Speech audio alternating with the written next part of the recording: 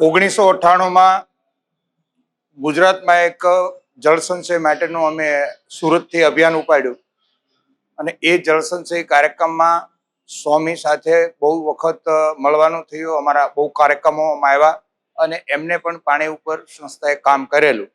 ત્યારથી સ્વામીને મળવાનું થયું. સ્વામી અને નરેન્દ્રભાઈ બંનેની હાજરીમાં પણ અમે જળ સંચયના ઘણા કાર્યક્રમો કર્યા.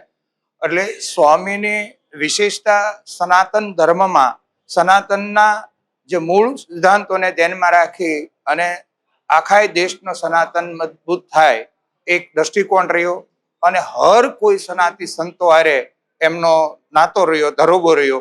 એટલે કુલ મિલાવીને દેશ અને દુનિયામાં સ્વામિનારાયણની સાથે સાથે સનાતન વ્યવસ્થા મજબૂત થાય એ માટે અને સર્વાંગી વિકાસ માટે પણ સ્વામીનું ખૂબ યોગદાન રહ્યું.